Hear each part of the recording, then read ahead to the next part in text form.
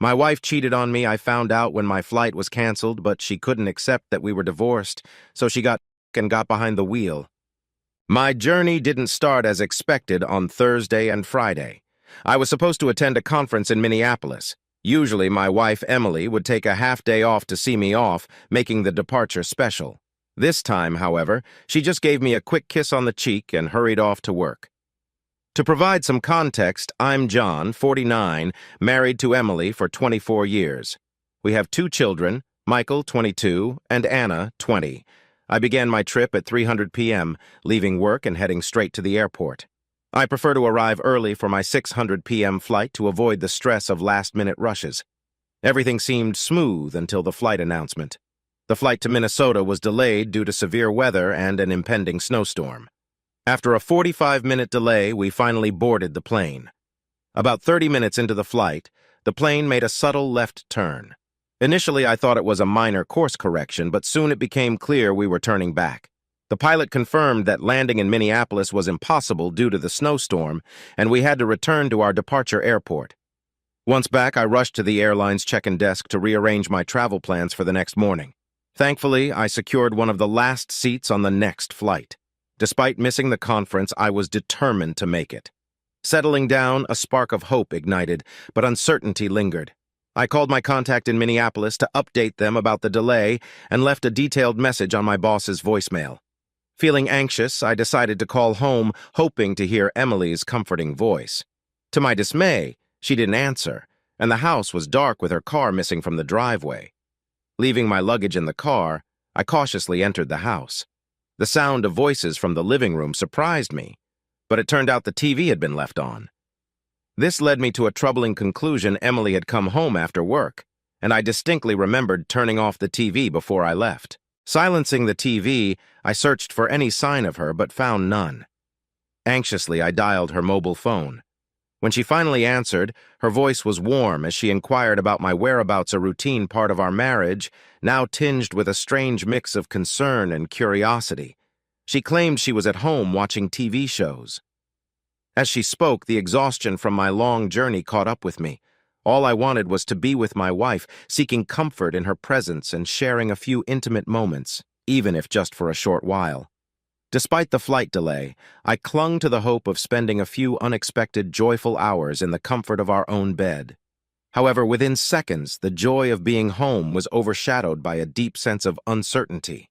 Instead of anticipating a warm embrace from the woman I had loved and trusted for 24 years, I was hit with the stark reality of lies and deceit. It was an unforeseen blow that left me speechless and unsure. I couldn't help but wonder if she had truly cheated on me, and if so, why? There seemed to be no logical reason for her betrayal, whether it happened at work, with friends, or somewhere else. I must have been silent for a while because Emily's worried voice eventually broke through, asking if I was still there. I snapped back to reality and mumbled a response. With a heavy heart, I abruptly ended the call. The phone rang again, but I turned it off, craving solitude to process my swirling thoughts. Sitting on the couch, surrounded by silence and emptiness, a numbness washed over me. The question haunted me. Why did Emily deceive me? Perhaps there was a reasonable explanation for the lie. Maybe she was planning a surprise. I remembered how 4 years ago I had orchestrated a series of deceptions for our 20th wedding anniversary. I had secretly arranged a 2-week cruise and involved her boss and parents, weaving an intricate web of lies. Those memories flooded back, adding to my confusion. In the midst of my turmoil, one persistent thought crept in, which I vehemently rejected: not us. We wouldn't be in this situation. It was simply unthinkable. But there I was, grappling with the possibility. Realizing that my daughter, Anna, might know about any surprises or plans Emily had, I quickly dialed her number from memory. My beloved daughter's voice greeted me on the phone, and she asked how I was. I inquired about her well-being, and she replied that she had just finished her homework and was watching TV. Sensing the importance of the moment, I cautiously asked if she had spoken to her mom recently and if Emily had mentioned anything unusual. Anna said they had their usual weekly phone call on Sunday, which gave me a glimmer of hope. I then asked if she knew anything about a surprise Emily might be planning. I emphasized to Anna that I didn't want to know the specifics of the surprise, just whether Emily was planning something. My voice held a note of eagerness as I waited for her answer. Anna's response, however, dashed my hopes. She mentioned she knew nothing about it and asked what was going on, clearly unaware of my anxiety. Scrambling for a plausible explanation, I told her that Emily had been acting a bit oddly lately, and I wondered if she was hiding a pleasant surprise, perhaps for my 50th birthday. Anna quickly dismissed the idea, reminding me that we had already celebrated my birthday last month. Realizing I wouldn't get any answers from her, I accepted the reality and wished my daughter a good night. Her dejected reply made it clear that the surprise I hoped for wasn't going to materialize. But the question lingered. Why would Emily deceive me? Various explanations swirled in my mind. Maybe it was related to an upcoming promotion. That seemed plausible, though I couldn't fathom why she'd lie about it. Perhaps she was still striving to achieve that elusive promotion. Lately, she had been staying late at work numerous times due to her dedication. Yet deep down, I knew Emily realized no promotion was worth the time we lost together. She knew I wanted her to cut back on her work hours so we could spend more time together, a request she understood well. Ironically, I recalled an important decision I made a few months before our 20th anniversary. I had turned down a promotion nearly 5 years ago. I had enthusiastically accepted a job offer to become the vice president of finance at my company. This role required frequent travel to the company's headquarters in Chicago for board meetings and visits to various factories across the country. Initially, I was thrilled about the job offer, but Emily quickly expressed her doubts, making me reconsider my decision. The cautionary tale of a colleague who went through a divorce just 2 years after accepting a similar position couldn't be ignored. While he gained financial success, it came at the cost of loneliness and suffering. Given our circumstances and the fact that our children still needed guidance and support through their remaining years of school, Emily understandably didn't want to shoulder this responsibility alone. Throughout the week, we had intense discussions about the potential consequences of accepting the promotion. Gradually, it became clear that I was on the verge of losing sight of what truly mattered in my life, my wife, and children. Regaining clarity, I made the heartfelt decision to decline the promotion, recognizing that my commitment to my family took precedence over material success. The past few months had been challenging as Emily pushed hard for her promotion. It rekindled doubts about my own career growth. With our children now in college, it was just the two of us.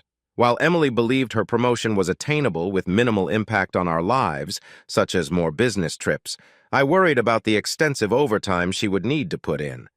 Seeing her for only an hour or two a day during the week left me unfulfilled.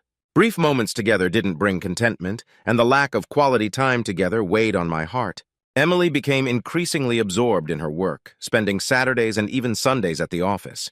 When she returned home, she was so exhausted that she had no energy for anything else. It had been a while, almost impossible to remember since we last shared moments of intimacy.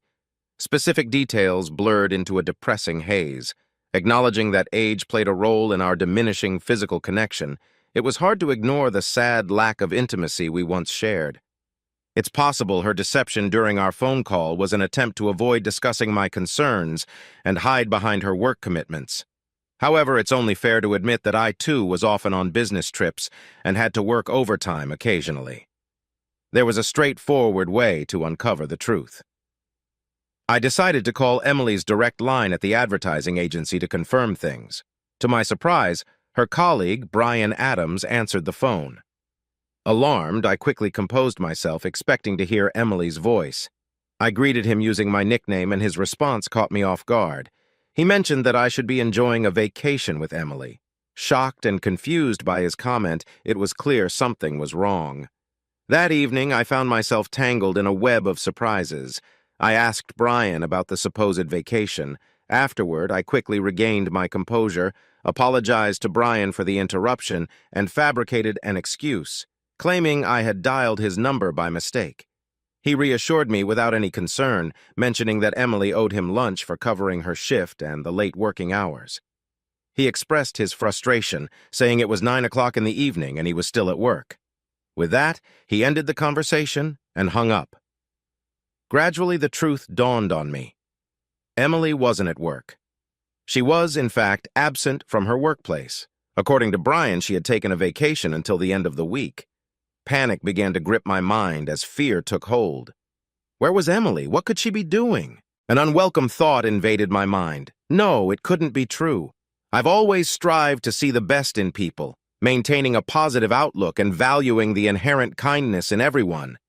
But now, against my will, I started contemplating the worst-case scenario. Could this really be happening? Could Emily betray me like this? The thought of her being with her sister Sarah crossed my mind involuntarily. Over time, we had distanced ourselves from Sarah and her ex-husband David. Once, we were incredibly close, bound by strong friendships that felt unbreakable. As our lives intertwined in a beautiful tapestry of shared experiences, we spent evenings together, supported each other, cared for our children, organized numerous family gatherings, and even went on vacation together. But everything changed one fateful day. I returned home with a throbbing headache, seeking relief. Taking a couple of Tylenol, I laid down on the couch. About half an hour later, Emily and Sarah returned from their shopping trip, their laughter and chatter filling the room. They didn't notice me lying there, trying to rest. Suddenly, Sarah's voice broke through the noise, asking Emily if she had noticed the new product manager at the grocery store. My heart began to race as I strained to hear Emily's response. She casually admitted that she found him attractive and that he had smiled at her. Then, with a hint of mischief, Sarah remarked that it would be even better if he were smiling after their encounter in the back seat of her car the day before. To my utter shock, my wife replied with disapproval, warning Sarah that she might get caught and risk losing her husband. Sarah, however, shrugged off the concern, assuring Emily that she was always careful. With that, they left the room, leaving me in a state of turmoil. As someone who values honesty and integrity, I was devastated by what I had just overheard. I didn't know what to do and felt completely lost. One thing was clear: David needed to know the truth. Hearing about Sarah's infidelity would undoubtedly break his heart, and the thought weighed heavily on me. I knew that David would likely kick Sarah out of the house upon learning of her betrayal. The responsibility of potentially causing the collapse of their marriage was a heavy burden. Did I really want to be the one to deliver such life-altering news? Before I could make a final decision, Emily returned home with our children. Comforted by the fact that she disapproved of her sister's actions, I decided to postpone my decision until I could discuss it further with her. That evening, as we were getting ready for bed, I broached the subject, seeking her advice. I cautiously explained the situation, sharing the news of discovering infidelity within our circle. Her expression was initially one of shock and uncertainty as I asked what I should do and whether confronting the cheater with anger was appropriate. Emily took a moment to consider the situation carefully. She began slowly, suggesting that it might depend on the specifics and that various factors needed to be considered. I sought further clarity by presenting hypothetical scenarios, inquiring about our friend David and whether we should ignore it if he had been unfaithful and picked up a woman at a bar. I wanted to know her perspective. The weight of the situation hung heavily in the air as I pondered potential actions. Suddenly, Emily sat up in bed, gripping her phone tightly, her face a mix of determination and anger. She was ready to call Sarah and confront her about the betrayal. Instinctively, I gently took the phone from her and told Emily that I would handle the situation myself. Emily looked at me with doubt and concern, asking what was going on. I responded with confidence, assuring her that I was certain of my decision and hoped that Sarah would face the consequences of her actions. Emily, looking resolute, affirmed that we wouldn't let David stay with us if he decided to kick Sarah out. She declared firmly that he could find his own place and that she wouldn't harbor a cheater in our home. With a sense of determination, I called David. He answered, his voice filled with warmth as he greeted me, his favorite son-in-law. I began with a heavy sigh, trying to find the right words. After taking a deep breath, I cautiously continued, warning him that I had overheard something troubling and had some devastating news to share. I told him that Sarah hadn't been faithful and had cheated on him just the previous day. There was a long pause on the phone as David absorbed the shocking revelation. When he finally spoke, his voice was barely audible, filled with disbelief. He asked if I was absolutely sure it was his Sarah. I confirmed that I had heard it directly from her mouth, describing it as a boast without any hint of remorse. Offering my condolences, I assured him of our support, and told him that we were there for him and the kids. David thanked me and hung up the phone, leaving me feeling the weight of the situation. Emily looked at me, her eyes filled with sadness and tears. She whispered that she was proud of me and asked for a hug.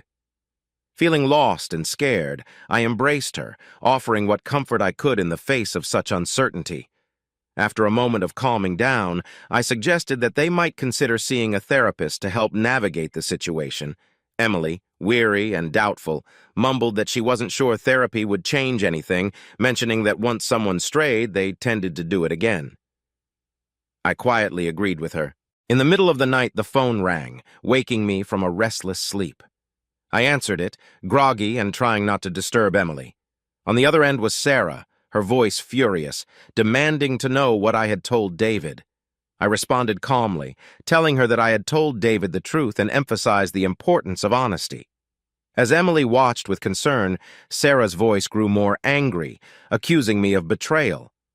I firmly replied that sometimes the truth comes out in unexpected ways, and that cheaters should face the consequences of their actions. Sarah's sobs echoed through the phone as she confessed that David had thrown her out of the house. I reiterated that this was a consequence she deserved. Desperately, she begged for advice, asking if she could stay with us. Reluctantly, I told her that we couldn't offer refuge to someone who had betrayed their spouse and that she would have to manage on her own. She seemed stunned by my response, her pleas becoming more frantic.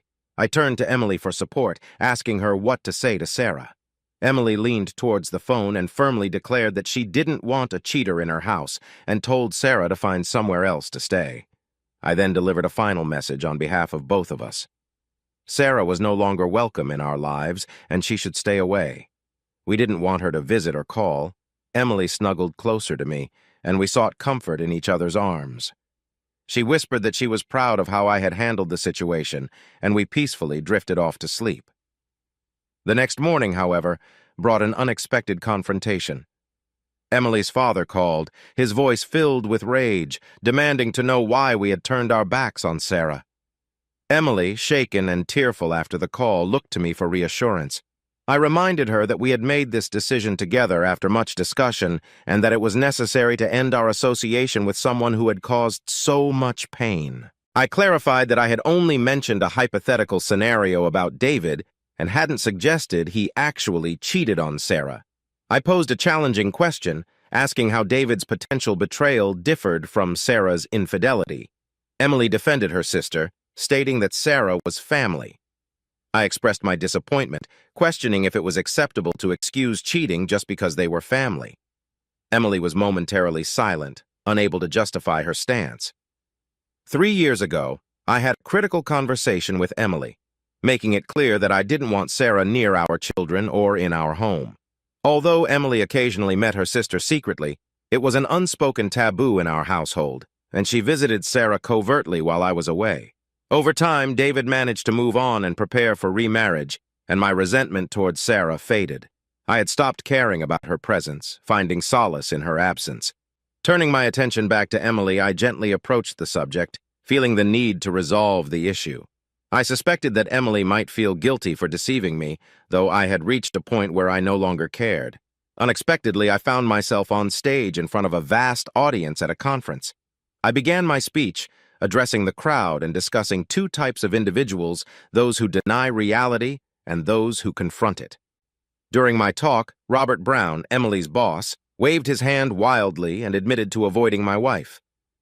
Brian Adams, seated behind Robert, also confessed to dodging Emily. Another man joined in with a cheeky comment, creating a moment of shared amusement and light laughter among the audience. Suddenly, I woke up on the couch, wiping drool from my face. It was already midnight. I must have slept for over an hour, and I wondered if Emily had returned home during my nap, possibly unaware of my presence. Hastening toward the bedroom, I entered but found no signs of her. It dawned on me that she might be with her sister Sarah. Contemplating whether to contact Sarah and inquire about Emily's whereabouts, I hesitated, realizing that obtaining Sarah's address would involve acting behind Emily's back. Remembering that I needed to pick up Sarah's children from a specific location, I wondered if I still had her phone number. As I prepared to search my contact list, I noticed the Find My Phone app icon on my smartphone. A year ago, I had installed it on both our phones after losing mine during a trip from New York to Cincinnati. Recognizing its potential, I promptly opened the application. Within seconds, I received information about Emily's phone's location. It indicated Mills Lake. I was puzzled, wondering why she would be there. Sarah was facing financial difficulties, making it unlikely for her to afford a cottage on Mills Lake. The situation grew increasingly mysterious. Mills Lake was known for its upscale residences, with cottage costs far exceeding those of our modest home. Using Google Earth, I carefully pinpointed Emily's exact location. To my surprise, she was inside an exclusive estate surrounded by an imposing stone wall. This revelation left me baffled. What could Emily be doing in such a luxurious millionaire's estate? The distance between Mills Lake and our town was an hour's drive, but my determination to uncover the truth propelled me forward. Realizing that a direct conversation with Emily would likely result in dishonesty or evasion, I decided I needed indisputable evidence before confronting her. Flooded with intense emotions, I quickly headed to Mills Lake, chastising myself for not considering the possibility of Emily's wrongdoing earlier. Regret gnawed at me as I realized I should have checked her phone's GPS locator right from the start instead of making excuses for her actions. Uncertainty clouded my thoughts as I arrived at Mills Lake, unsure of my intentions but harboring a faint hope for a straightforward explanation. Anxious, I made my way to the estate where Emily was located. A massive gate loomed before me, barring direct access. I wasn't planning to drive up to the house and announce my presence. Assessing the situation, I understood that parking by the road might attract unwelcome attention, possibly leading to security guards or law enforcement in this exclusive community. Driving a bit further, I stumbled upon a narrow path and decided to park there. Stepping out, I felt a surge of uncertainty. How would I bypass the towering wall separating me from the truth?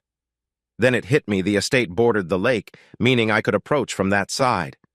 With renewed determination, I began to make my way toward the lake, ready to uncover whatever truth awaited me. I made my way to the lake shore, my heart pounding as I searched for a way into the estate from this direction. Discovering a narrow path leading toward the water, I cautiously moved forward, unsure which grand cottage Emily might be in. I decided to rely on another check of the GPS locator. Eventually, I reached a luxurious mansion with several second-floor windows still lit, though the ground floor was dimly illuminated. Only one curtain remained slightly open, casting a warm glow outside. Seeking a better vantage point, I found a sturdy tree and climbed high enough to peer inside. My gaze settled on a man in a white terrycloth robe, older and unfamiliar to me, who quickly vanished from view. Moments later, a woman emerged, and my suspicions were confirmed. It was Sarah. She stood in an open robe, sipping champagne. Despite everything, I couldn't deny that she still looked attractive for her age. As I watched, the pieces began to fall into place. Emily was indeed with her sister, likely drawn into a lifestyle I disapproved of and didn't want for her. The implications of a divorce and the financial strain it could bring seemed to explain Sarah's actions. However, I couldn't help but feel Emily was getting entangled in something destructive. Events unfolded before my eyes that left me disheartened. The man I had seen earlier approached Sarah, his hands exploring her body as he took her champagne glass and set it aside. I had to avert my gaze from this blatant display, feeling my traditional values clash with what I was witnessing. This was not the love and intimacy I cherished. It felt hollow and devoid of any real connection. Just as I contemplated climbing down from the tree, I saw Emily. She sat on a distant couch wearing a foolish, inebriated smile. Her robe was open, revealing a sight that sealed the fate of our marriage. Overwhelmed by shock, I took a step backward and lost my footing, tumbling from the tree. Branches broke my fall, and I was fortunate to escape with only minor injuries. Dazed, I got to my feet, feeling the weight of what I had witnessed. I wandered aimlessly back to my car, tears welling up in my eyes. The pain I felt was not from the physical fall, but from the emotional devastation of losing someone I loved. As I limped to my car, I briefly considered breaking into the mansion to confront them, but I quickly dismissed the idea. The potential consequences, years in prison for trespassing and assault, made it clear this wasn't the answer. Alone with my thoughts, a storm of emotions raged within me. I could no longer deny the harsh truth. The sadness and anger were overwhelming, but I knew I couldn't let the anger consume me. No matter how betrayed I felt, I would never resort to physical violence against Emily. As I considered my options, I realized the simplest one was to return home, pack my belongings, and leave. If we lived in a no-fault divorce state, had separate incomes, and no dependent children, the process would likely be straightforward. We would divide our property and part ways. Yet a part of me yearned for justice and some form of revenge. A bold idea took hold. I decided to seize the moment and see how it played out. Clutching my phone tightly, I dialed Emily's number, anticipating that she might not answer and I'd be directed to her voicemail. I hoped she'd check it right away. I began projecting my voice onto the answering machine. I explained the chaos of my flight being delayed by a blizzard and the uncertain arrival times. I told her our flight had been diverted to Chicago, but that we were finally on our way back. They couldn't pinpoint our exact landing time, but I estimated I'd be home in about 30 minutes. I said goodbye and hung up, knowing Emily would receive a notification of a new voicemail. Curiosity and anxiety would undoubtedly gnaw at her. Leaving a message at that time was unusual, adding to the intrigue. I pictured her reaching for the phone, eagerly checking her voicemail. I silently prayed that she was too intoxicated to notice the impossibility of using a mobile phone during the flight. Panic must have been setting in as she realized she might be ensnared in her deceitful web. My phone rang, interrupting my thoughts. I quickly answered, realizing she might be trying to gauge my time of arrival. I began the conversation with a weary tone, apologizing for potentially waking her up. She replied, assuring me it was okay, and informed me she was on her way home, expecting to arrive in about an hour. I acknowledged her response, and she ended the call promptly. I soon saw her car exiting the estate gates and speeding down the highway. My heart skipped a beat as I watched her reckless driving, nearly swerving into a ditch. It became evident she was much more intoxicated than I initially thought. Although I felt anger and frustration, I also felt a deep sadness at what our relationship had become. Seeing Emily's reckless driving, I was struck by the realization that she was endangering not only herself, but also everyone else on the road. Despite my anger, the thought of her life being in jeopardy, especially as the mother of my children, was unbearable. Determined to ensure her safety, I decided to follow her, ready to intervene if necessary. Quickly, I called emergency services to report a drunk driver. I described her erratic behavior, near collisions, and reckless swerving, providing details about her car, including its make, model, and the last 4 digits of the license plate. I emphasized the urgency of stopping the car before it caused harm. The operator assured me that a patrol car was on its way. Keeping a safe distance, I continued to follow Emily, navigating through traffic carefully. 2 exits later, I saw a patrol car approaching. As Emily's car came into view, the patrol car accelerated, lights flashing, signaling her to pull over. I drove past them, feeling a mix of relief and deep sadness. 45 minutes later, I arrived home, the weight of the evening's events pressing heavily on me. The irony and tragedy of the night struck me hard. In a single evening, someone I had loved deeply had reduced her life to a series of unfortunate consequences. The thought that Emily's actions could have led to a fatal accident and unimaginable grief for our children was sobering. This realization made me pause and reflect, allowing my fears and emotions to surface. Life's fragility and preciousness had never felt more real. My love for Emily was no longer the guiding force in my decisions. It wasn't that I had stopped loving her, but I could no longer see a future for us together. I needed time to gather my thoughts, so I turned off the home phone and silenced my mobile. As I reflected on the evening, I realized that the simplest explanation for Emily's deception had been in front of me all along. Disappointed in myself for not seeing it sooner, I opened a bottle of wine and contemplated my next steps. For years, I had believed that my love for Emily would age like fine wine, growing richer and deeper over time. Confronted with the harsh reality of our strained relationship, I now faced the difficult question of what to do next. As I sipped the wine, I searched for clarity amidst the whirlwind of emotions. The love that had once been the foundation of our life together now felt like it had turned to vinegar, leaving me in agonizing pain. Her betrayal cut deeply, but It wasn't just the act itself that hurt. It was the realization that the love we had shared for 26 years, 24 of them as husband and wife, had withered away. Without her, I felt lost, like a soul adrift, devoid of purpose and identity. Could I continue without this love? The pain intensified, and I briefly considered finding solace in the depths beneath a bridge, a place where I could escape my suffering. Starting a new life felt like an insurmountable challenge filled with uncertainty. How do you plan your future when the person who has been your everything is suddenly gone? I was at a loss, unsure where to begin. Making decisions without consulting Emily seemed impossible. Family had always been my focus. Every choice I made was carefully considered for the well-being and happiness of my wife and children. Our social life evolved around our family, and I rarely engaged with colleagues outside of obligatory work events. Over the past decade, I occasionally reminisced about the times we socialized with colleagues. Now, with the kids gone, it was just Emily and me, and now I found myself alone, engulfed in sadness. I had no one to love, no one to lean on. For the first time in my life, loneliness became my unwelcome companion. Why did she choose this path? Why resort to cheating when a straightforward divorce, though painful, would have been more considerate of the years and joyful moments we shared? When did she stop loving me? Did she merely endure our relationship until our children were grown and gone? When did her care and attention fade? As our children embarked on their own journeys, I saw it as an opportunity to invest more in Emily and our relationship. I didn't realize she saw it as the end of our shared path. I watched as a stranger became a constant presence in her life, suggesting a level of comfort or perhaps deception that had infiltrated our lives.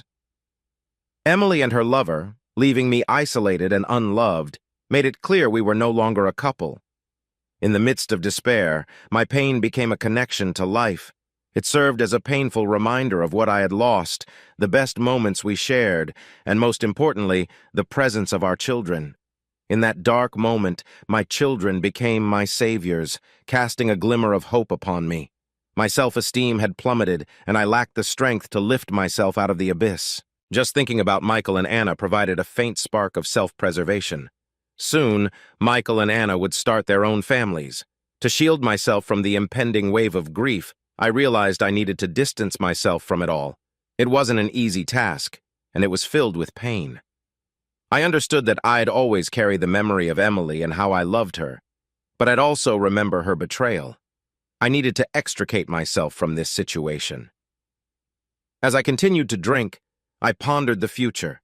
Despite the pain, I knew I had to move forward, even if the path was unclear. The love that once defined me was gone, but I still had my children and a life to rebuild. I resolved to find a way through the darkness, holding on to the hope that with time, I would heal and find a new purpose. I had always been content with a simple life. My family wasn't wealthy, but we had something far more valuable: deep affection. The material possessions that now surrounded me seemed insignificant in comparison. As I contemplated everything I owned, I realized that only a few items, a change of clothes, my car, and my laptop, were worth taking with me. The more I thought about it, the clearer my path became. I decided to pack my belongings and disappear without a trace. I could no longer face the woman who had once been my everything, as each encounter would only remind me of my loss and the constant ache within me. With a renewed sense of purpose, I stood up and began to act decisively. I swiftly packed several bags, a task that took only 30 minutes. Soon, I was loading my things into the car. By the time I finished, it was just before 6 a.m. Exhausted but determined, I decided to take a brief nap, confident that Emily would still be in detox until late in the morning. When I closed my eyes, my thoughts were filled with the idea of starting anew. My phone's alarm woke me at 9 a.m. Without hesitation, I scheduled an urgent meeting with a lawyer. Following that, I took a long shower, hoping to wash away the remnants of my past. With a heavy heart, I removed my wedding ring and placed it solemnly on the table next to the phone. This final act marked the beginning of a new chapter in my life, one where I sought personal freedom and happiness. I decided to write a letter to Emily, expressing my disappointment and sorrow. Although our conversations had become futile, I felt the need to convey my emotions. Emily's actions were beyond forgiveness. By the time she read the letter, I would be gone from her life entirely. The depth of her betrayal had caused immense pain. Despite everything, the years of happiness and our two wonderful children were memories to cherish. With this brief farewell, I wished her to quickly return to her new life, leaving behind our broken family. Seeking justice for the pain caused, the wealth of her new partner seemed inconsequential. I made it clear that I no longer wished to see or speak with her. Lawyers would handle everything, and I requested a prompt signing of the divorce papers. By 10 a.m., I was at the bank, addressing our shared credit card debt and closing the accounts. I withdrew our entire savings and securities, ensuring there were sufficient funds in the checking account to cover the mortgage and utility bills for the next 2 months. Taking further steps toward independence, I removed my name from the joint account. Upon leaving the bank, I held a substantial check amounting to approximately $250,000. Before noon, I arrived at work, surprising my boss, who expected me to be in Minnesota. When I shared the news of my immediate resignation and relocation, his surprise grew. Our relationship had evolved from a typical employer-employee dynamic into one of mutual respect and understanding. My boss had kept his position because I turned down a promotion, feeling indebted to me during his divorce 2 years ago. I explained that my decision was influenced by his situation. Since then, our relationship had become more of a partnership. He understood my desire to resign and accepted it. Instead of going through HR and dealing with my $41,000, he offered me an opportunity in their newly established division in Texas. Although the salary would be lower, the affordable housing options would enable me to start fresh. We sealed our agreement with a handshake, and he agreed to spread the word that I had left voluntarily. Next, I met with my lawyer to explain my decision to separate from Emily. I instructed him to serve her with the divorce papers and grant her power of attorney to sell the house, which represented half of our assets.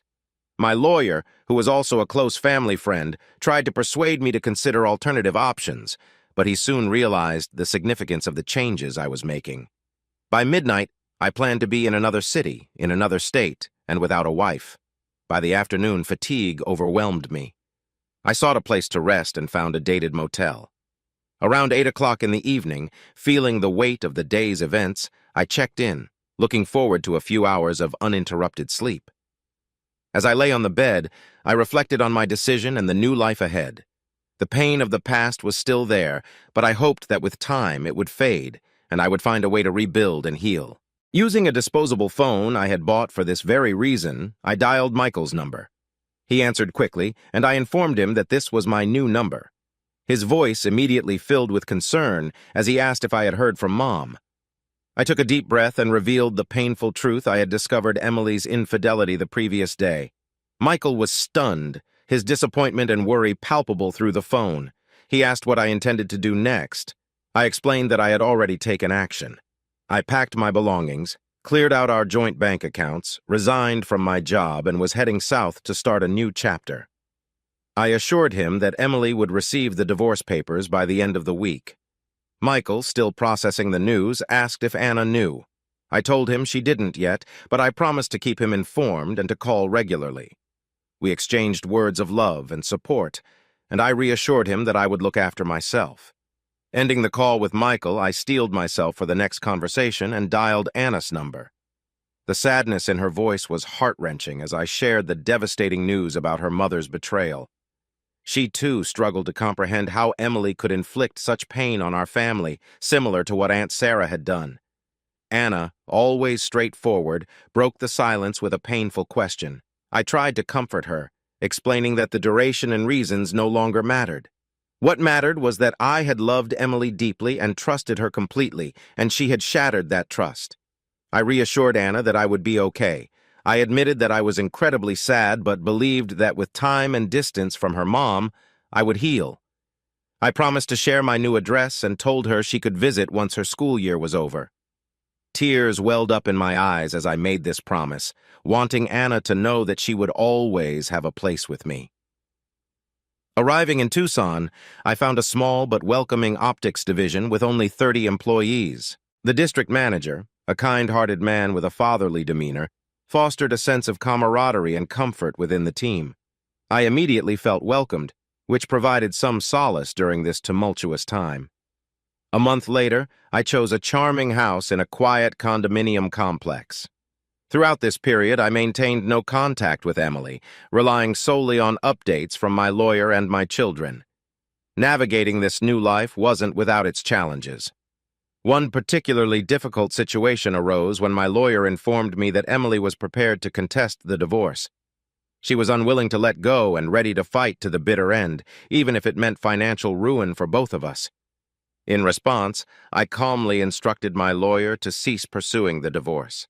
I told him I no longer cared and wanted to give her the chance to rebuild her life after the 24 years we had shared.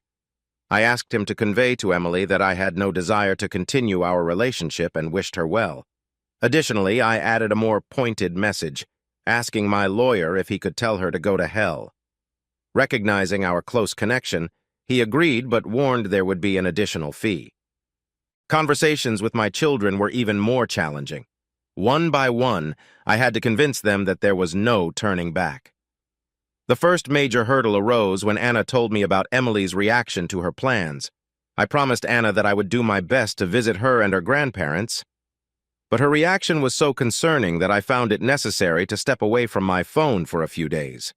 Emily's behavior worsened when Michael decided to split his summer between both of us. As for Emily, I consciously refrained from asking about her, focusing instead on moving forward with my life. It wasn't easy because remnants of my feelings for her still lingered, tied to our shared past before the betrayal. With my children's help, I gradually learned more about Emily's state of mind. To my surprise, she was going through a deep depression, mirroring the emotional turmoil I had once experienced. It was astonishing considering what had happened to her sister. When you cheat, it devastates those you should love, leading to the destruction of your marriage. Afterward, you move on with your life. So how could Emily be depressed when I had done everything possible to enable her to continue without me? Her reluctance to divorce seemed like an escape from reality, a way to avoid facing the fact that her actions had caused our family to crumble. It was absurd. For a while, I was in denial myself, but she had been living in denial for the past 2 years. Even though she knew our children were in regular contact with me, she used them to express remorse for her actions. Through them, she tried to convince me that she was willing to do anything to prove her love. Although I understood that our children hoped for reconciliation, I couldn't bring myself to talk to Emily.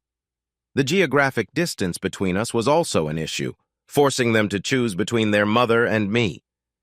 Emily was relentless in her pursuit of my whereabouts from our children. All she knew was that I lived in one of the southern states. It had been almost 3 years since I left her, and she finally managed to discover my location. One fateful day, as I was leaving work, I spotted her lurking near the office. I couldn't fathom how she had found out where I now resided, as I had tried to keep that information strictly confidential. Based on what my children shared, Emily was convinced that a face-to-face meeting would change my mind. Determined to correct her misconception, I quickly and discreetly slipped out through a side door. My heart racing, I called Maria to let her know about the situation and my plan. I positioned myself where Emily could see me, leading her to follow. As I navigated through the city, I stopped at a grocery store, making a show of mundane errands, and eventually returned home. As I pulled into the driveway, Maria, a beautiful 30-year-old Latina, opened the door with a 1-year-old baby in her arms. Emily, who had followed me, parked nearby and hurriedly approached the house, clearly confused by the sight. From my place in the kitchen, I watched Emily's astonishment as Maria greeted her with a warm smile and a distinct Spanish accent. Emily, visibly taken aback, stammered that she needed to speak with me. Maria called out to me, and I took the baby in my arms as I approached the door. Emily, her eyes filled with tears, whispered that she needed to apologize, confessing how deeply sorry she was for the pain she had caused. She admitted that her actions were her own foolishness and expressed her love for me, describing me as the best husband and father a woman could hope for. Though her words were sincere, I knew it was time to end this charade. Emily's apology was accepted.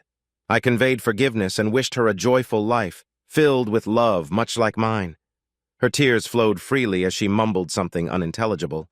She hesitantly stepped forward, embraced me briefly, and then hurriedly left the house. I closed the door behind her, feeling a mix of relief and sadness. Maria, sensing my fragile state, gently took the baby from my arms and hugged me tightly. She kissed my forehead and then reached for the phone, intending to inform Joseph about the situation. Expressing my gratitude, I assured Maria that everything was in the past and that I had moved on.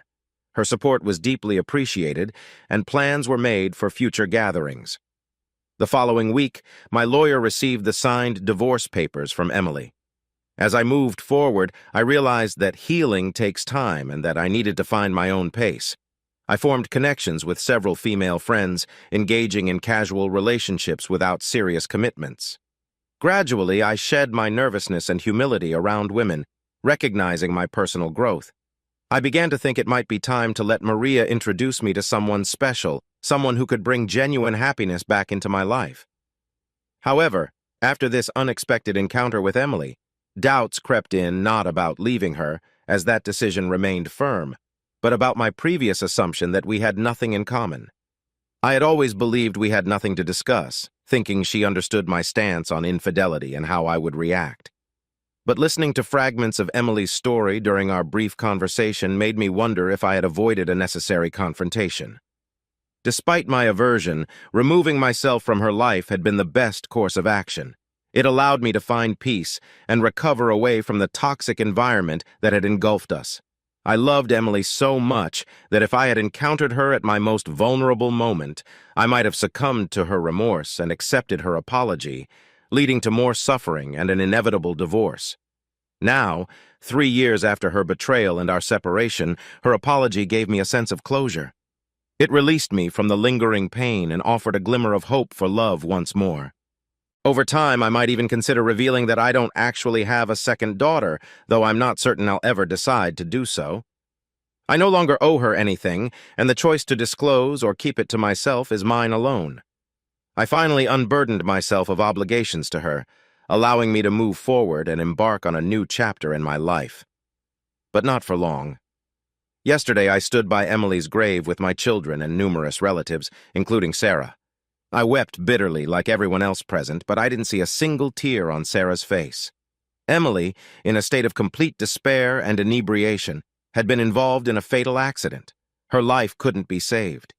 I contemplated for a long time why Sarah had encouraged her sister into a reckless relationship and arrived at only one explanation: revenge. Revenge for Emily and me, revealing Sarah's betrayal, which had led to the end of her marriage with David. Perhaps now Sarah feels some sense of relief as her sister lies in a casket. And I know one thing for certain: I will never love any woman the way I loved Emily.